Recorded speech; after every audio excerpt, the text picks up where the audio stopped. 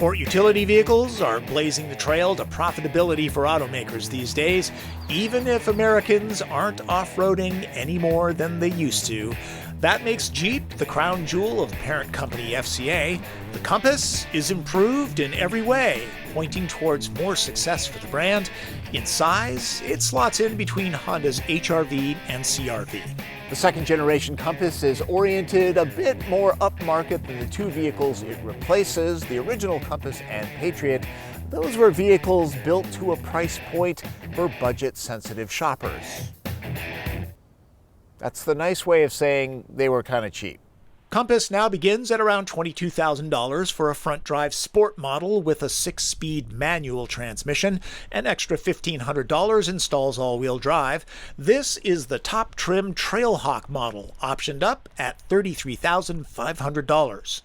Trailhawk is equipped for off-road conditions with fascias that improve the approach and departure angles. There's nearly an extra inch of ground clearance, hill descent mode, skid plates, tow hooks front and rear, plus standard low crawl mode and an exclusive rock mode. Oh, and stylish matte black appliques. Order all-wheel drive on a Compass, it's mandatory on a Trailhawk, and the automatic transmission becomes a 9-speed, front drivers shift with 6 speeds. Whatever the model or gearbox, Compass is powered by a 2.4-liter Tiger Shark 4-cylinder in the US. There's 180 horsepower and 175 pound-feet of torque to mosey on down the trail with.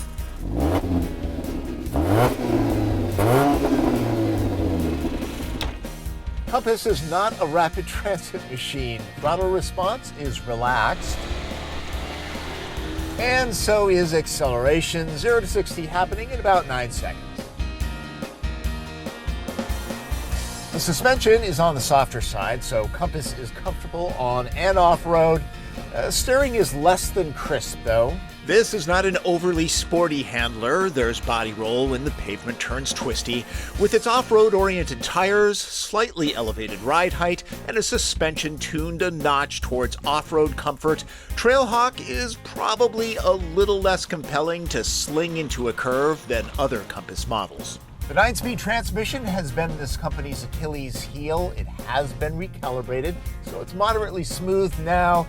It still aggressively hunts for the highest gear ratio possible for better fuel economy. It doesn't like to kick down right away. On a 450-mile road trip to Manzanita, Oregon, I saw 29 miles per gallon, close to the EPA fuel economy estimate.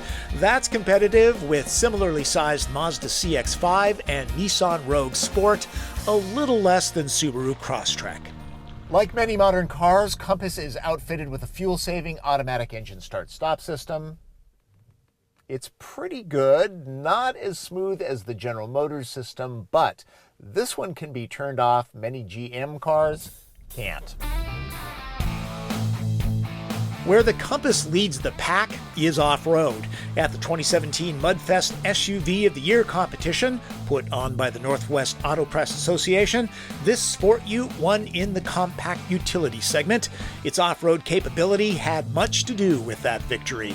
The structure is strong, there's little to no chassis flex in this situation. If you plan on doing a lot of moderate off-roading, Compass is a good choice, especially the Trailhawk model. It can cross water up to 19 inches deep and tow up to 2,000 pounds. For tougher duty and terrain, a Wrangler is more appropriate, but really, most people don't need extreme capability. For city folk taking the occasional venture into the wilderness, this Jeep is probably the right tool for the job. Trailhawk's interior comes in a rainbow of colors. As long as that rainbow is black with contrasting copper accents, it gives the space a somber ambiance. Other Compass models can be had in hues that lighten the atmosphere, or buyers could add the $1,300 panoramic glass roof. Materials are soft to the touch, and there are cubbies for camping gear or cell phones. Auto Jargon explained, this is the H-point, or the distance from the ground to the seat. The H-point on the Compass is a little on the high side. You have to lift yourself up into it a bit. A lot of people like that because they like the commanding view over traffic. FCA puts extra sound system controls on the back of the steering wheel where they're easy to use. Music lovers should spend the extra $700 for the Beats audio system. The Uconnect interface is one of the best in the business, and not just because the layout is simple. Look at how responsive the screen is to the touch, much like an iPad. Speaking of, Apple CarPlay is here, so is Android Auto. I'm 5'9", and with the seat set for a comfortable driving position, it's nice to have an evil twin to gauge the back seat. I'm only doing this gig until my plan for world domination kicks into high gear. He's been saying that for years. The back seat, it's pretty comfortable. There's decent room for people our size and pockets on both seat backs, which is handy. So is the ability to charge nearly everything known to mankind. Some crossovers get heated seats here, the Jeep doesn't. 3 will fit in a pinch. I would prefer riding with just one other back here if I were selfish, and I am. Thanks for taking time out of your day. Back to your plan. It's gonna be huge. I'm sure it is. The load floor can be fairly flat. A 40-20-40 split would be more flexible, but it would also add to the price. Good to have one of these far from civilization. Glampers can use this to power pumps for an air mattress. A tent and backpacking gear for 4 should just squeeze into this space. That's 6 packs of my measurement metric. Some people think I load the trunk too full and that the hatch won't close. That would be a poor way of testing, wouldn't it? Oh, ye of little faith. Compass, especially the Trailhawk, has an appealing, chunky look to it, like the offspring of a Renegade and Grand Cherokee. Load up on all the options, and the retail price crests over $37,000. That's about $3,000 more than the roomier Honda CR-V Touring, which gets safety features such as automatic emergency braking and adaptive cruise control, 2 things this Jeep doesn't offer. But if confidently exploring the great outdoors is your thing, the Compass Trailhawk is a capable companion that does well in the wood and the hood.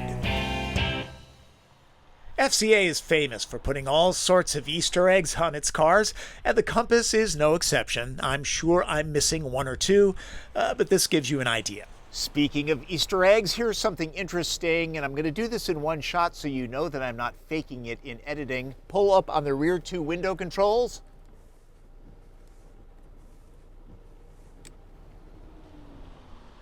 If I haven't made it clear, Compass has a different vibe about it than most other compact crossovers. There's a Jeepness about it that's not available with other brands, and it's hard to compare Compass to others because it's a bit smaller than Equinox, Escape, Sportage, RAV4, and such, but larger than CX-3, HR-V, and the upcoming Ford EcoSport. In that regard, it's nice to see something with unique personality. And finally, if you're looking for a great place to spend the week in the summer, my trip to Manzanito was very relaxing. FYI, the Oregon coast tends to be on the cool and windy side. And check this out, the residents are car buffs. At least this one is. All right, folks, that's how I feel about the 2nd generation Compass, and it really can go off-road. I spent about an hour bombing around, and it handled things pretty well. So don't diss it for that, all right? It really can go off-road. It's not a Jeep Wrangler, but it's a very unique vehicle. And I'm just blabbering on and on and on. So, okay, I'm gone. I'm out of here. Tom Voelk. That's Driven.